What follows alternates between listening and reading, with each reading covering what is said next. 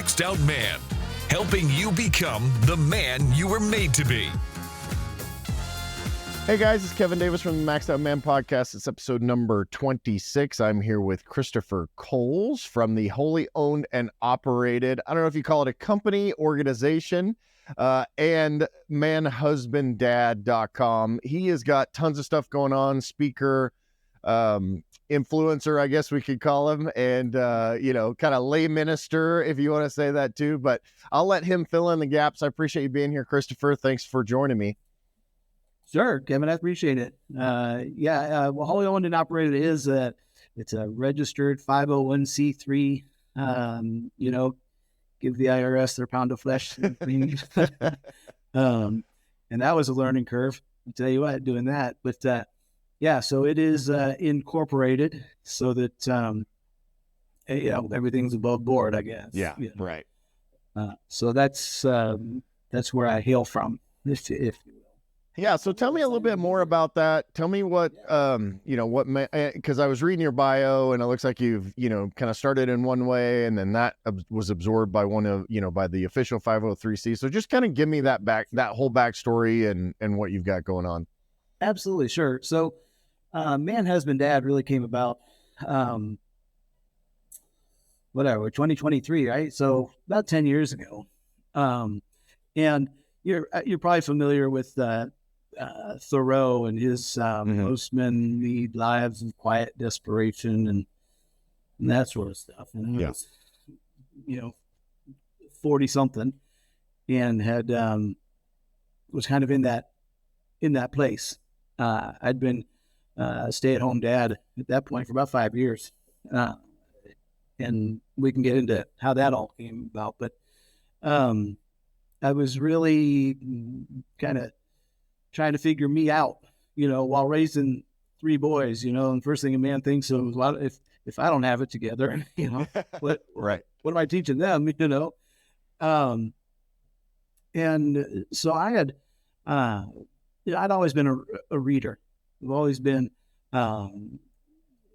learning from other people, particularly the guys who know something,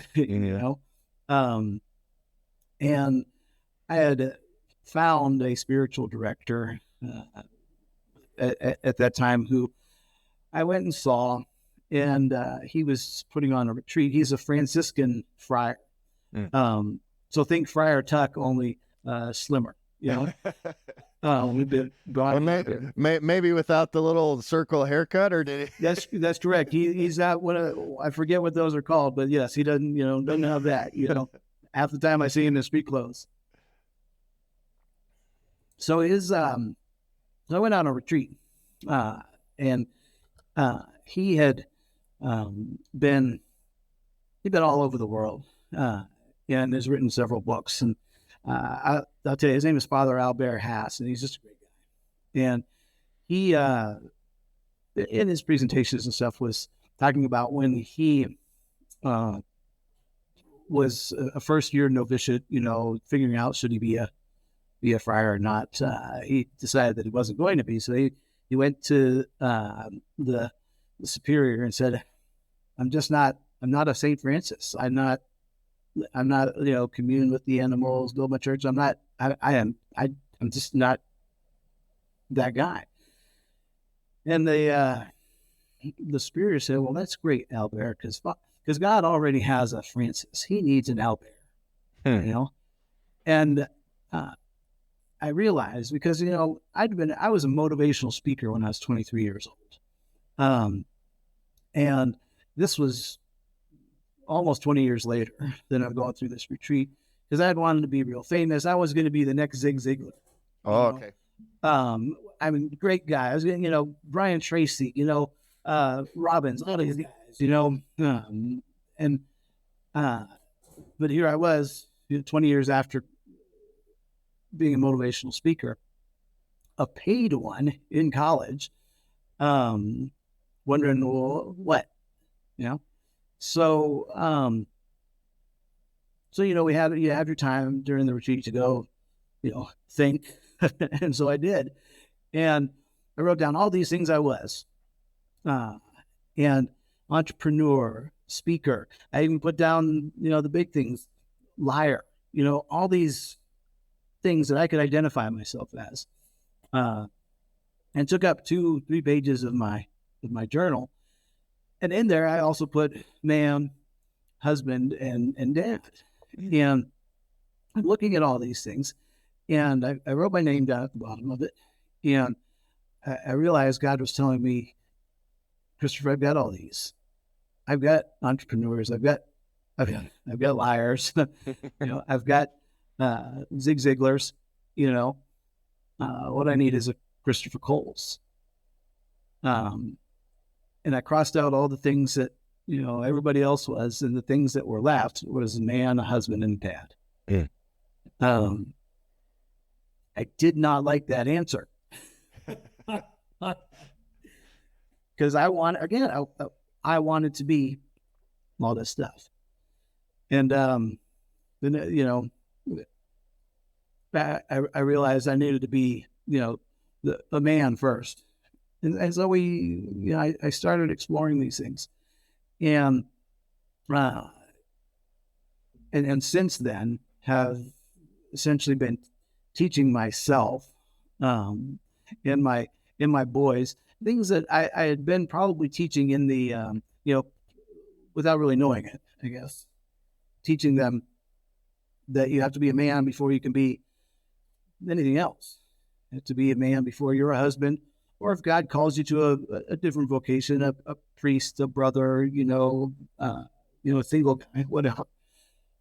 You can't make that decision until you know you're a man. Now, we know we're men. We have those chromosomes, so that's pretty obvious, but you have to at some point become the man, because the same chromosomes are in boys.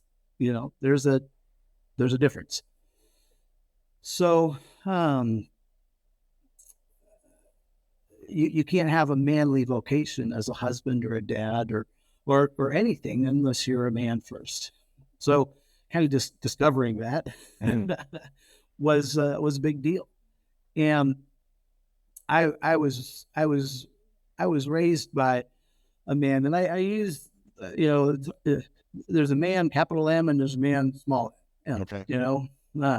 And the small M guys are guys who eventually I guess don't know who they're supposed to be. Yeah. And I was raised by someone like that, a dilettante, if you will, smartest man in the world, but couldn't teach me really what I needed to know. And oddly enough, his mother, my grandmother, raised me for several years, and all during my teenage years, I spent every summer with her. Yeah. And I tell people she taught me how to hold my fork and hold my tongue. I'm really good at holding my fork. So fast forward, and we can talk. We do man ceremonies and stuff like that. Maybe we'll talk a little bit about that. But fast forward to 2019, and my wife Beth and I started Wholly Owned and Operated, and it was really just that we were intent on helping people grow in their Catholic faith. Okay. She's got a long pedigree of Catholicism. She's got a master's in catechetics and evangelizations, and I've got a pretty face. So we'd been working on that for a year, and then what happened in 2020, the pandemic. And I'd been doing social media marketing for quite some time, and had on the same day, Beth's working full time for a local parish. On the same day, she gets notice that they're cutting her down to 10 hours and cutting her pay of that 10 hours that's left by 10%.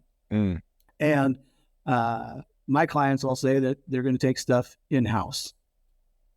So in one day, our income dropped just over 94%. Oh, wow. Yeah, that's a challenge. But we spent a lot of time being who we're supposed to be, and we were ready to launch Wholly Owned and Operated. Beth and I are sitting at lunch, and I said, "This is God giving us the opportunity, put up or shut up." So we did, and in 2 weeks we had a website. We launched on on Palm Sunday, of 2020 and really haven't looked back. And what was really neat is I tell people, I teach that if you are who you're supposed to be, God will provide for you the things that he wants you to do to support that being. Mm-hmm.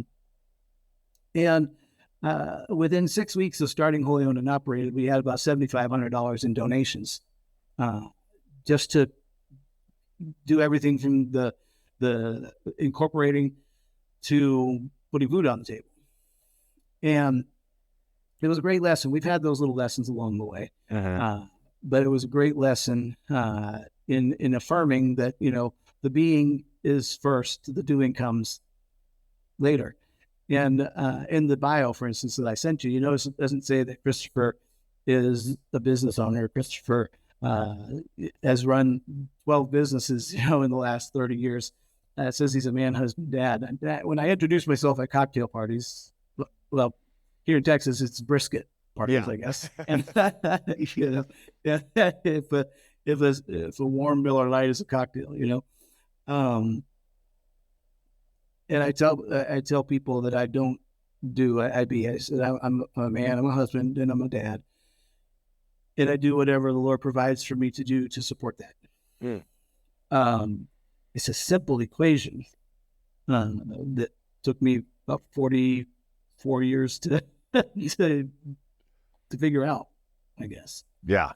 So that's it, and that's the last 10 years, and obviously things built up for 40 years prior to that, since I was that motivational speaker, I'm comfortable in front of crowds now to share because I was 23. What do I know? I'm talking to high schoolers and I'm quoting Stephen Covey. That's, and they're paying me for it, Right. And, which I know Covey would be glad to hear that high schoolers were getting it, but it led to this. It all led to this.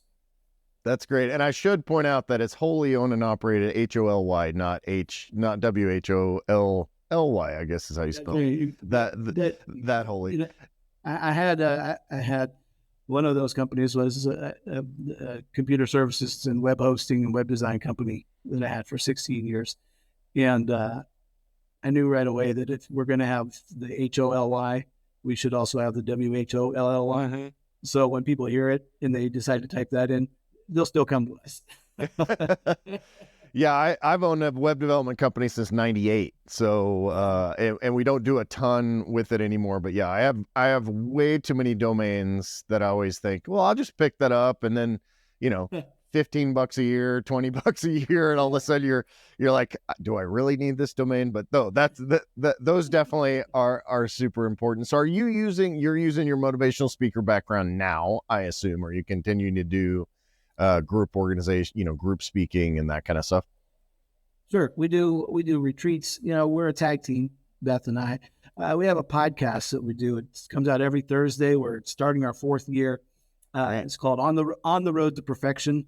And it doesn't take long to hear Beth's compassion, her smarts, her ability to teach and communicate with anybody at any level of understanding, and to recognize that I wouldn't say that I'm the comic relief because I'm not that funny, but I'm the I guess I'm the average person,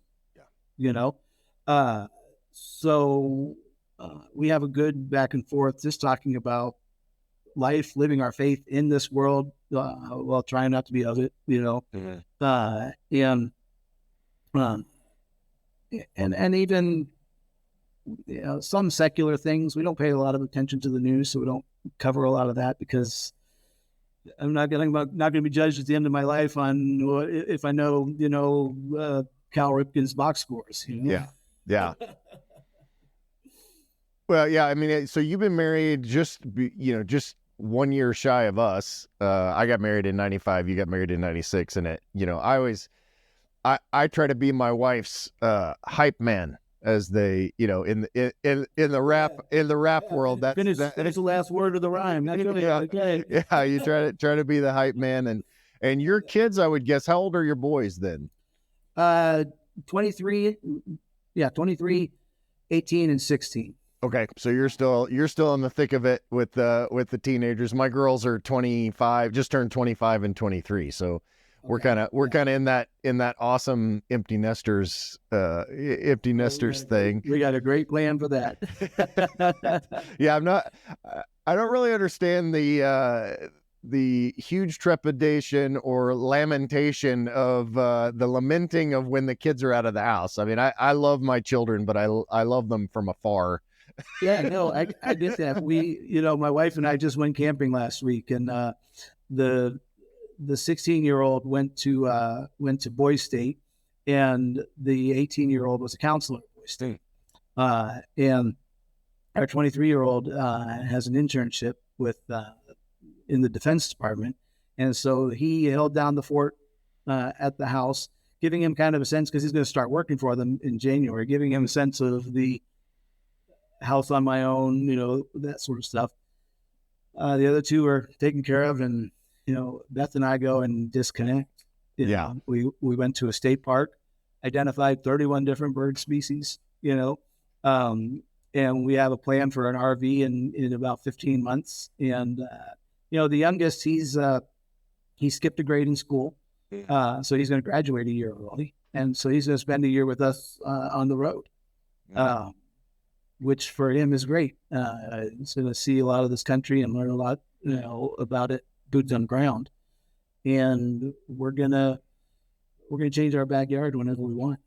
That's awesome. Yeah, in 2008, my kids were in 5th and 6th grade. We actually pulled them out of school. We homeschooled as they got into 6th and 7th grade, but we pulled them out of school and we did a 34 state tour with an RV. We didn't have a motorhome it was a blast. They 12,000 miles in about 100 days, and all up and down the East Coast, which is American history 101.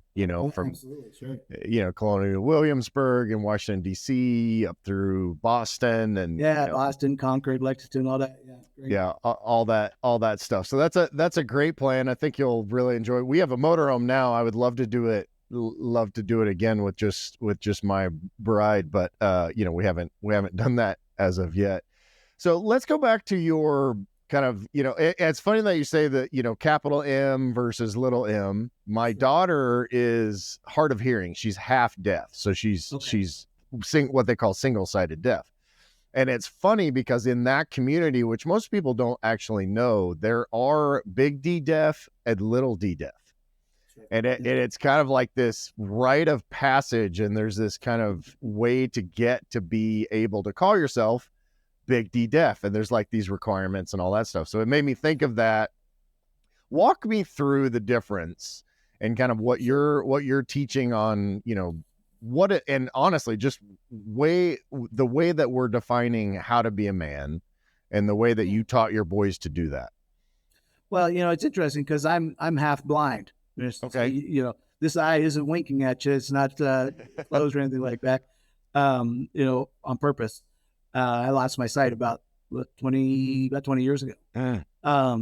And my middle son is an ASL aficionado. He's learned American Sign Language and is pursuing that as a career.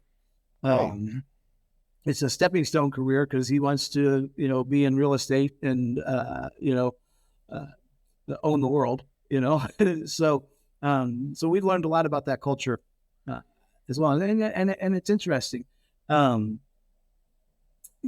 had to distinguish. I wrote a book, which I haven't published yet, about 6 years ago. In fact, if I had published it, I'd be on the 3rd edition, and the 3rd edition would say, attention to the stuff in the 1st edition. So I had to distinguish, when you're talking about man versus man. And again, hearkening back to Thoreau, and I don't really quote him a lot, it just seems useful in a conversation like this.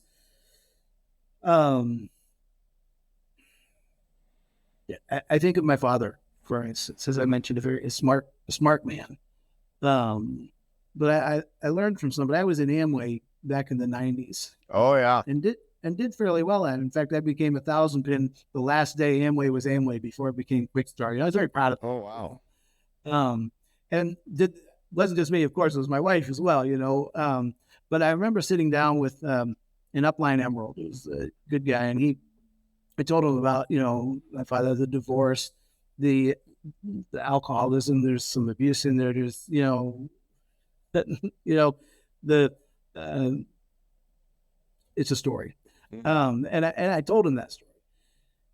And I said to him, what my father did, what, he played a good game with the cards he was dealt. And he looked at me and he said, Terry was his name. He said, Kristofer, he sat down at the table. He chose that game. And that gave me a perspective. It really did give me a perspective. A few years earlier, Stephen Covey had told me that because I know the past that I came from, I can change my future. And right. I really found out, I felt found out. I was walking across campus reading his book, and I looked around like people were looking at me differently because I'd been hiding behind all this, poor me, this is what's happened to me, this is what I've got, this is what's going on, it's never going to change, blah, blah, blah. And so I realized we have a choice of what table we're going to sit down to. Now, of course, yes, we're all born, and we all have certain circumstances, nature versus nurture, that sort of stuff. But Covey's point was you can change your nurture. And the small M man just goes through life without really contemplating who he's supposed to be. It's grow up, graduate high school, you go to college, get a job, retire, die. That's the formula, right? I went to college for 8 years and I walked out the semester before I was supposed to graduate, and never looked back, started my own business. Because I realized I'm not supposed to be in college. It would have been real helpful 8 years and $150,000 earlier. That's right. If someone had told me that, So a man in the capitalized sense of the word knows who he is supposed to be. It doesn't mean that he is who he's supposed to be, because none of us are. Right. Exactly. In the Sermon on the Mount, in Matthew 5:48, Jesus says, "Be perfect as your Father in heaven is perfect." Well, that's a big thing. I can't be God. Right. What does that mean? And I take that as meaning being who you're supposed to be. Because God is who he's supposed to be. He's perfect. He is who he's supposed to be. He is and does God. Yep. So we don't need more gods, just like we don't need more Francises or, or Ziegler's, right? Yeah.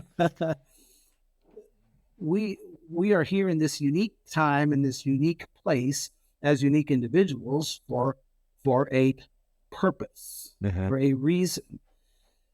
And the capital M man is pursuing that perfection, who he's supposed to be, based on his aptitudes and the virtues of a man. And in pursuit of that perfection, what was Alexis like 30 years ago? A relentless pursuit of the perfection, right? Great tagline, can't use it, they own it, right? So, be who you're supposed to be. Is the mantra for the capital M man. I have to show you this. This came in the mail yesterday. It's from my son's school. This is their magazine that they send to everybody who sends them money, right? And right on the front, let's see. Be who God made you to be. Yeah. And I was like, well, yeah, somebody must have heard me walking across campus, So the, look, I slip up all the time. I am very bad at being but I'm better than I was yesterday. And I'm much better than I was 10 years ago. Mm-hmm. I could have spent the last 10 years not even trying. I Right. could have spent the last 10 years not even knowing I could be who I was supposed to be. Most men, capital or lowercase m, I think, don't know who they're supposed to be. So, 15 years ago, I had a $72,000 a year contract with my computer services company. Things were going great. My oldest was 10 years old. And then, the headmaster at this private school was canned right in the middle of the day. The board walked in, said, "Get your stuff and go." And which was really weird because he's a great guy, and then the dominoes started falling, and I knew my services was one of those dominoes. Oh, yeah. So I prepared. The day it came, I only had one thing to take out of the office, me.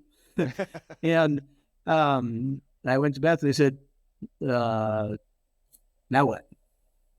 And a few days later, we went to church. We went to a church that we'd never gone to before because the boys were out of town. And so we said, "Well, let's go over there." We went. We sat in the front. We always do. And at the end, the priest made an announcement. "Please pray for us as we continue to look for our director of religious education," which is exactly what Beth was qualified for. Oh, okay. 2 weeks later, she's working at the church. She's bringing home the bacon, and I got nothing, And I've, of course, the entrepreneurial spirit is always there. So, but I've been at home since then, running the home, running the businesses, and 5 years after that is when I discovered, that God needed a man, husband, and dad, and that's why He's got me at home to learn all about that. So here I was doing all this stuff and being all the stuff that I'd never planned on. But I tell my boys and have told them, and when this got started, I told them I hate it. I hate it. I hate it. I hate it. But I'm learning to love it because it's what God wants. And He knows better. And He also knows that I've got skills and stuff that He wants me to share. He just wants me to share them in different ways. I could do the Zig Ziglar pumping the pump, out on stage. Or I could talk about what works for me. Mm-hmm. And so He's opened those doors, 10 years after I thought it would be, 2 weeks from now, I'm going to be on stage talking to So in the process of becoming the man and discerning, what it really means to be a husband and a dad, and I make that distinction between dad and father. I don't know if it was Dan Clark. I know I heard him first say it. It takes anybody can be a father. It takes a real special guy to be a dad. Mm-hmm. Dad, capital D, for instance, is well, I'm kind of jumping. You can't be a dad if you're not a husband. That's my perspective, And if you discern that you're supposed to be a husband, you have to discern that also means you're going to be a dad.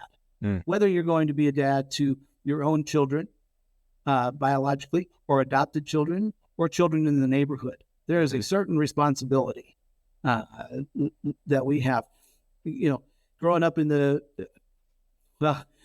I had a best friend in Ohio for 8 years that my father knew but never met his mom. But I went over to their house 2 blocks away every day after school. And I knew without a shadow of a doubt that Lula Gale could tan my hide if I messed up. And I know my father figured that was okay if she did. Right. She was a mom with capital M, So, being that dad, being that husband, all capital means who you're supposed to be, and are pursuing that. So when I tell my kids that I don't like it, but I'm but I love it. And now I'm to the point where I love it and I love it. Yeah. It's because, as Saint Ignatius said, when you are in God's will, you have a sense of peace and freedom, and that's what I've got. I don't have that that sense of quiet desperation. Now, yeah, do I still have frustrations? Do I say, yeah, my wife and I had a tiff this morning, and, and but I got a little thing from her, text from her just before you and I got started. She said, "I'm praying for you," and I know she always is, Yeah. And because these capital letters mean something. I think to some extent they've been co-opted. Mm-hmm. When was the last time we saw a positively portrayed dad on TV? Yeah, they're always the bumbling idiots or the weak ones, or they definitely.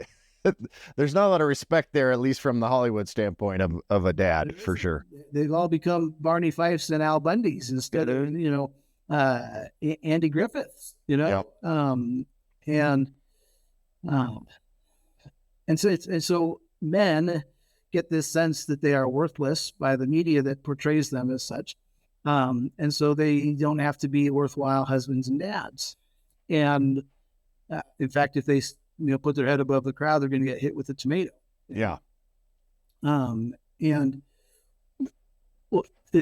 in spite of the resistance, we're still called to be who we're supposed to be. Mm-hmm. So teaching the boys this, it's been, because it was a leap of faith for me. I got the Lord said, boom, and I said, okay, what do I do with this? And it was essentially practice it. If you believe it, practice what you preach, right? Right. So 100%. Yeah. So we did.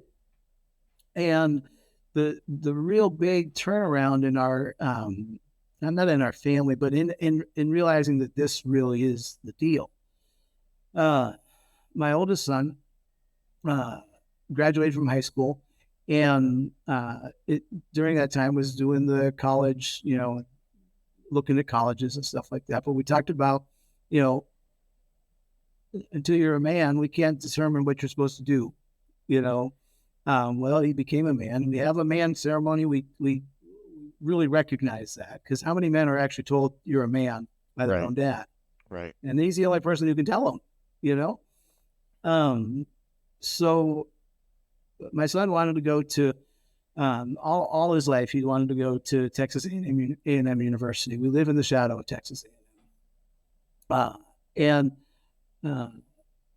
But he also had other desires, other things. So we talked about, we let the Lord give him all these indications on what he wanted to do with his life and all that sort of stuff, what he wanted to do to support being a man. Mm-hmm. And he took a gap year, and then he was accepted at A&M. But prior to that, he had told me, he was applying to Franciscan University at Steubenville, Ohio, and it's a Catholic college, Catholic university. And he said, Dad, I'm not going to apply because we can't afford it. Mm. And I looked at him. These words are coming out of my mouth, while at the same time I'm saying, "You're right, we can't." Right? Yeah. I said, "Son, if God wants you to go to Franciscan, if that's who you're supposed to be as a Franciscan man at that time of your life, he does not deny that which he ordains." Mm. So he said, okay. He applied, and it's $30,000 a year. It's not a super expensive private school, but it's more expensive than the state school 6 miles away from here. Right. Yeah. 100%. So he applied and he got accepted in A&M. He got accepted at Franciscan. Which was great news. At the same time, I'm thinking, uh-oh. Yeah. And he opened up the letter, and said, congratulations, you've been accepted to Franciscan University, and you have qualified for the Dean's Scholarship, this scholarship, this scholarship, this scholarship, this scholarship, to the point where it was only going to cost us $4,000. That's huge. Yeah. I looked at him and I said, where's God want you to go? Yeah, that's pretty affirming when you not only get accepted, but you've got it, pretty well covered for sure. Yeah. Yeah. So, dads, I hear a lot of dads say that, well, I'm my kid's best friend. And I'm sad for that. There's 8 billion people on this planet who can be our child's friend. There's only one person who can be their dad. Right. And that's a significant, special, unique relationship. Just like, you might hear more that moms are friends or best friends with their daughters. And that saddens me a bit as well. So you asked, the small M versus big M, culturalized, kind of in the examples and stories, a best friend would say, cool, A&M, that's great. We'll still be neighbors. Let's be roommates. Well, my son's going to school, 1,300 miles away, actually 2 hours away from where I grew up in a thoroughly dysfunctional family, and only about 35 minutes away from my grandmother's house, and the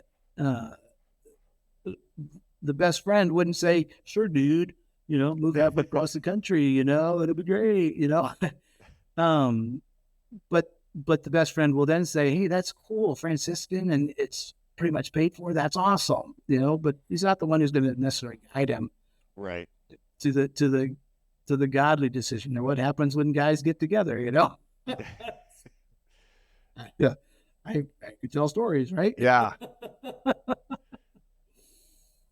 So that the small D dad is friends with his kids. Now mine, I call him buddy. Hey buddy, I got special nicknames for him and all that sort of stuff. But I'm dad. Yeah. And there's a delineation between, friendship. And as my kids are gotten, like I said, 25 and 23, and now we are our relationship is transitioning to more of an adult type friendship. Yeah. However, it's funny because I gotta, we're recording this midweek after Father's Day. And I got a text on Sunday from my daughter who, dude, I mean, I kind of broke down and cried after this text, but she's gone through some weird relationship stuff, and to her admission, by her own admission, she's made some poor choices. But she pointed out that, hey, you've taught me by how you love mom, what a man is supposed to look like, what that husband, is supposed to look like. And then, hopefully, and she mentioned, what a dad's supposed to look like, and father and husband.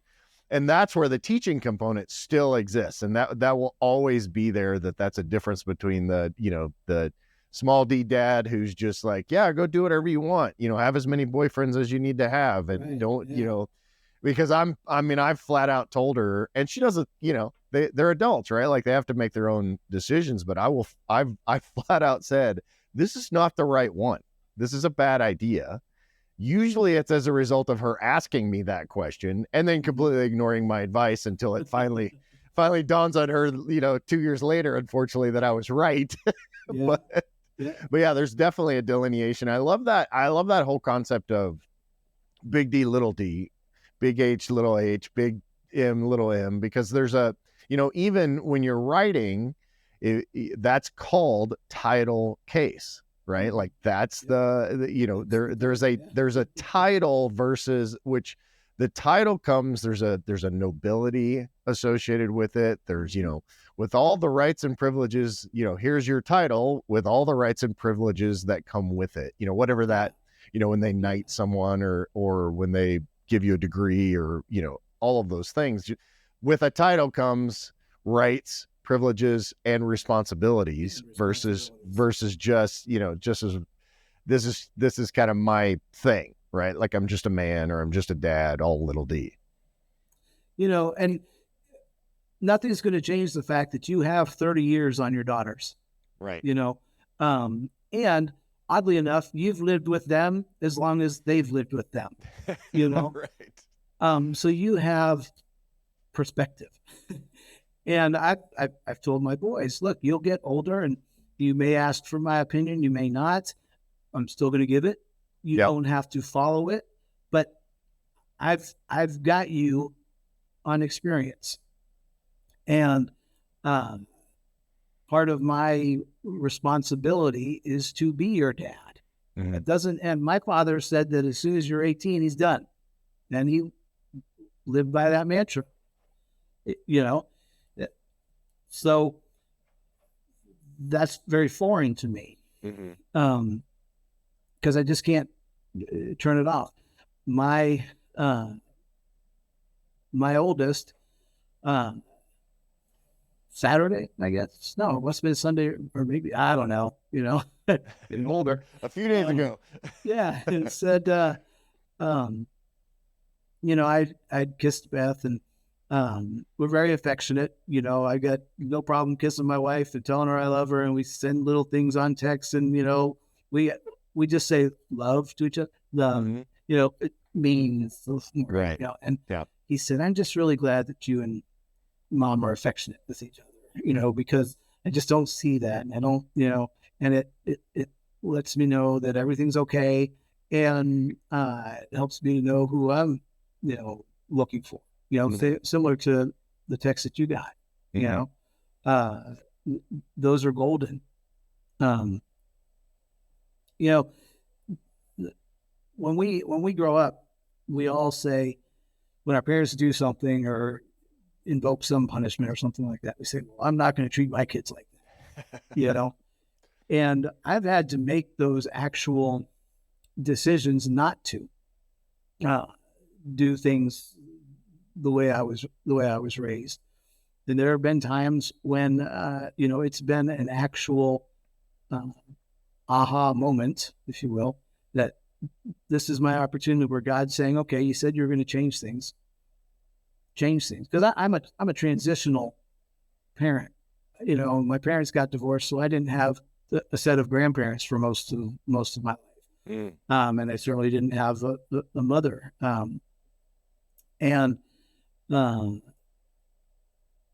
So my goal is for my children who don't have a full set of grandparents, obviously. My goal is for their children to have grandparents, Mm-hmm. and obviously to have parents, the natural set of parents, if you will, that the husband and wife. Yeah. I get a lot of questions. Well, what if I can't have children? What about adopting? Does that still make me not? Look, St. Joseph didn't, he adopted Jesus, right? Talk about a job. There's so many opportunities. There are kids out there who need dads. Mm-hmm. We moved into this house 10 years ago, and right across the street was a young man the same age as my oldest boy, who was, he reminded me a lot of me. Mm-hmm. When growing up, we would call him juvenile delinquent, Mm-hmm. And always belligerent and stuff. In fact, he came in, and I noticed spray paint cans, missing from my garage, and he wasn't painting. And, so there was a bit of a conflict across the way. His mom was a single mom, had 2 daughters. And it's just a mess. It's just a mess, but I stood my ground, towed the line, and I wouldn't put up with his behavior. And I was the only one who challenged him. Mm. And he went off and came back. And came up to me. I was sitting on my patio one day, and he came up to me and he said, he kind of poked his head around the corner. Can I talk to you? So, Right. you didn't know I was going to, shoot him, And I said, sure, what's up? And he said, I said, look, I'm sorry. Mm. And, he tried to explain what he was sorry for, but, a kid wrapping up, a third of his life, in an apology that's uncomfortable, I said, thank you. And I accept your apology and I forgive you. And it was a short 2-minute conversation. And we shook hands. He walked away. I wound up over that summer giving him a ride to a couple places and that stuff. And he decided he was going to go off and join the Marines, be a sharpshooter. Yeah. And,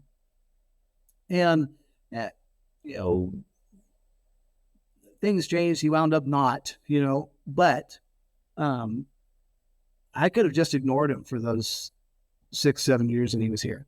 I could have just said, well, that's the neighbor kid. He's just, it's not my responsibility, Right. but we are our brother's keeper. I didn't move to this house just to be in a void, be in a vacuum. And I'm the guy who, when, construction workers, which I used to be, are sitting in the Dairy Queen, dropping F-bombs, during lunch in a family restaurant, I'll go up to them and I'll say, gentlemen, I know it's a rough day. It's hot out there, this stuff, but, you're dropping F-bombs. And they'll always say, oh, we didn't even realize it. Of course, yeah. We'll tone it down. They always do. Yeah. But how many men become mice and aren't our brother's keeper? Because these guys don't want to be like this around families either. Right.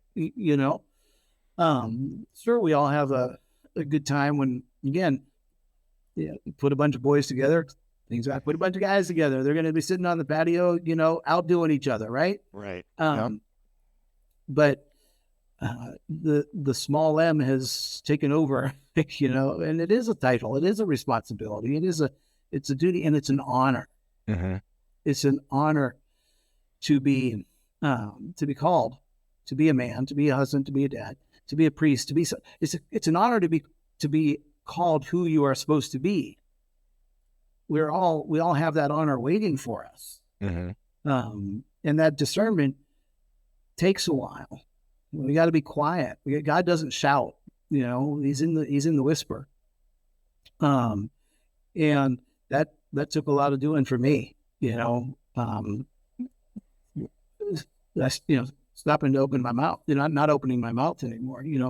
Making sure that my mouth didn't embarrass more than just my face. Right.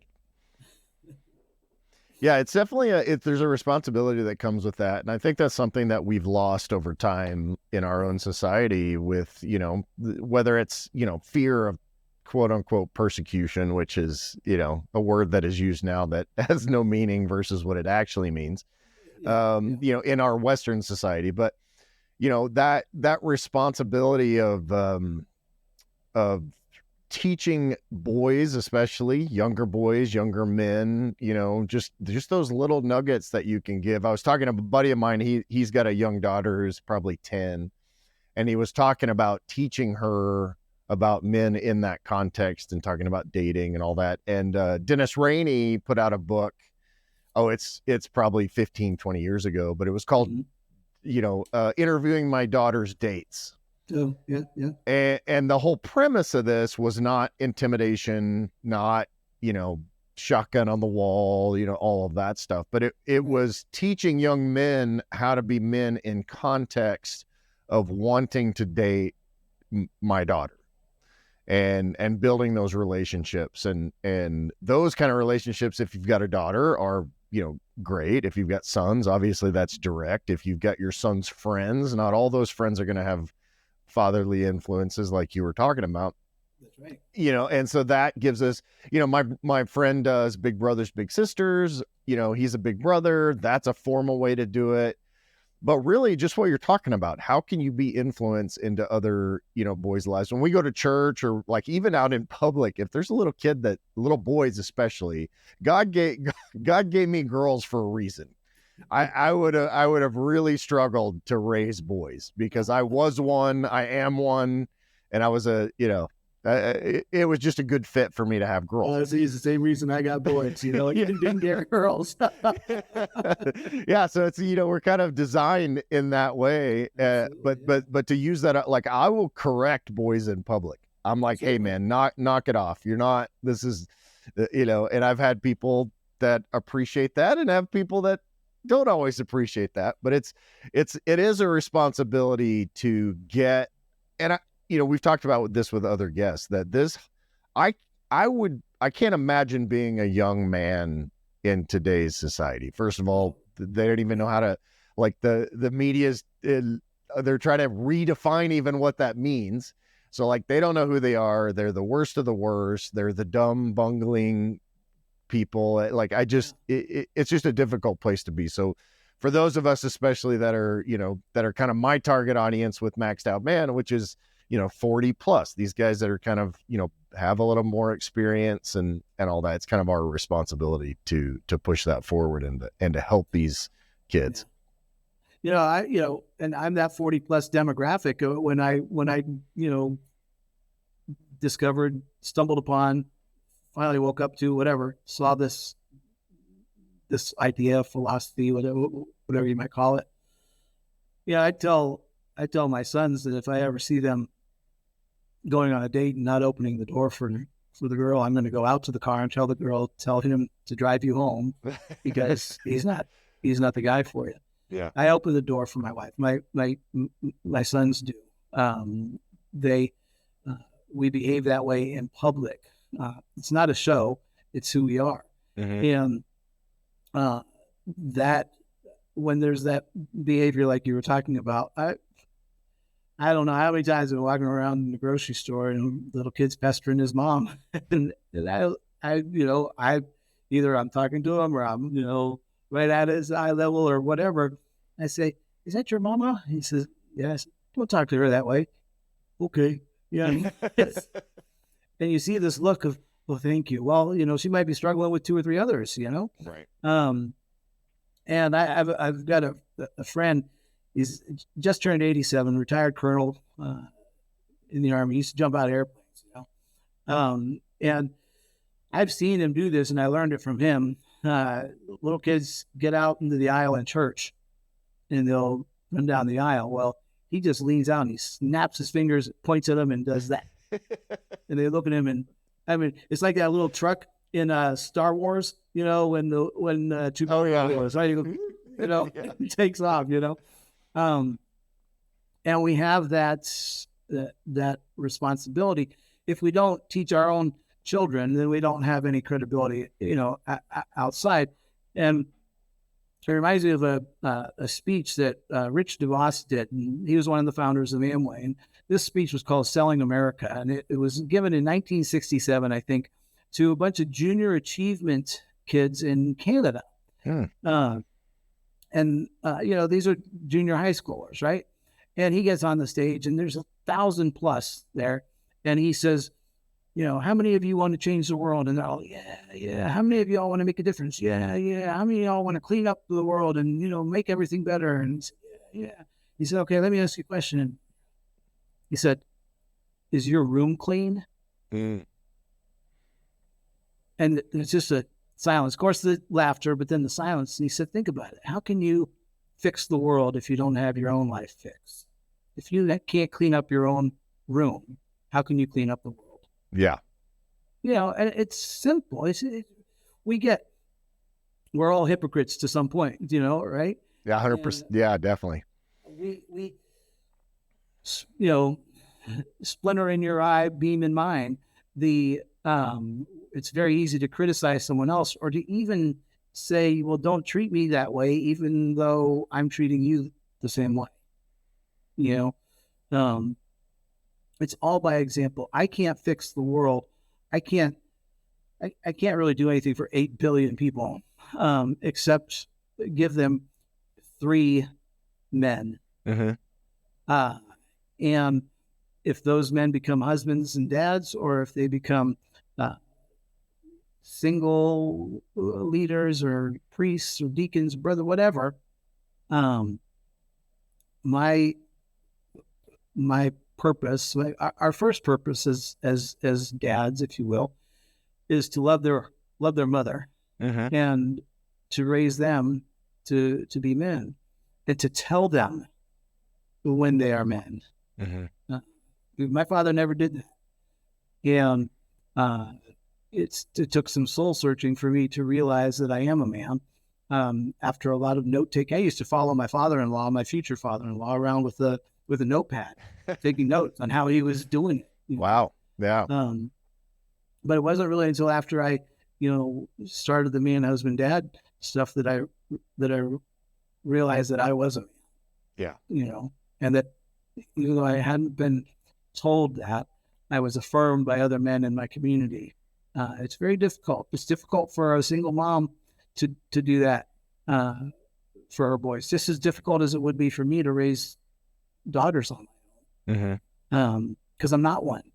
Right. I was a Cub Scout leader, and a woman brought her son to Cub Scouts, and I asked her why she was doing it. She's a single mom. She said, "Well, because I don't know how to be a man." Mm. And I said, "All right, would you be the assistant den leader?" She said, "Okay," and we went from there, and but what a gift she gave her son to put him around other men. We become like those who we associate with. Right. That's a natural law. That's why we tell our kids, don't go hang out on the street corner with those gang members. Why? Because you'll become a gang member. Right. It's simple math, right? Well, if that is true, then then it's true that if you hang out with, and this is what I learned in the Amway situation, I started hanging out with millionaires and people who love their wives. Mm-hmm. Say what you will, whatever the stigma was or is, I don't know. I haven't been involved for 20 years, but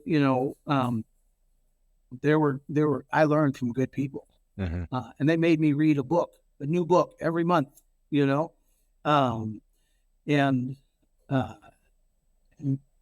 that sticks with you. Yeah. Reading is really important because it's something about reading that sticks in you, and that's. I get a little passionate about it. I don't know if that shows. Yeah. Yeah. That's, I think you made a good point with I've talked about it on the podcast before that I open, unless there's a physical reason I can't, I open my wife's door every time. And that's just one of those things that I do to show her respect and care and honor her and all those. So for the guys that are listening to this, if you're not currently doing this, start. She'll love it. And if she says, I don't need my door open for you, you say, well, I need to open your door for you. Yeah. I need that. Yeah. My wife waits by the door.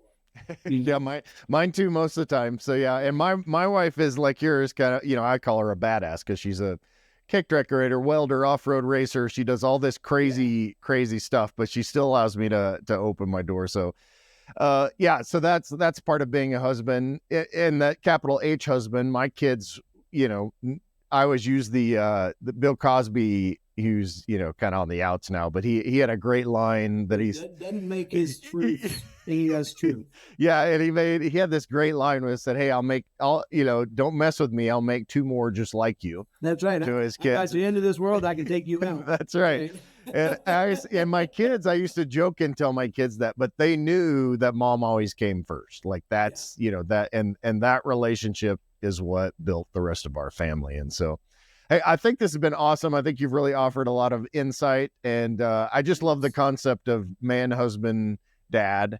And so where are we going to find you? We're going to, wholly-owned-and-operated.com and manhusbanddad.com, or how else? Go to manhusbanddad.com too. I think that actually directs to the man, husband, dad stuff on the website. It may not. That's been a transition over the last year.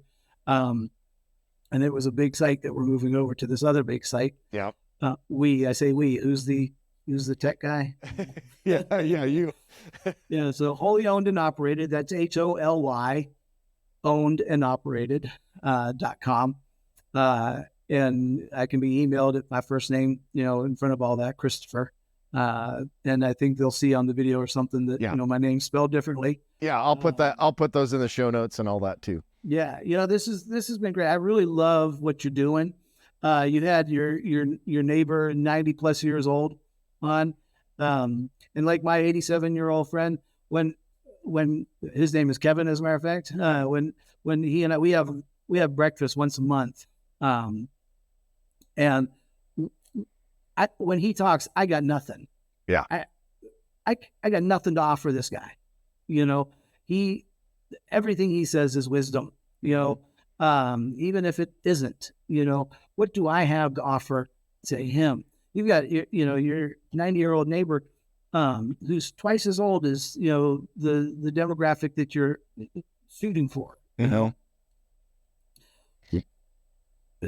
We have to listen to him over and over again. I hope you have him back. I know you mentioned at the end, it'd be great to come back. I think for all these, he always jokes with me. We did a Bible study with him last night. We do it every Tuesday, and he's like, "Well, if I live that long, we could do it again in a couple of months." I mean, he's 92. He's very pragmatic. It's hilarious, but yeah, I definitely want to have Fred back on, and that's episode like 3 or 4. Yeah. So go back and listen to that. All these guys that you've had, it would make a great club or something like that. You add a new member every week, because, and as I mentioned in our lead up, to getting this scheduled and stuff like that. I used to swear like a sailor, not to demean sailors, but I don't. But at the same time, I accept that people use language that doesn't, like with the Bill Cosby thing. A person can speak the truth and still be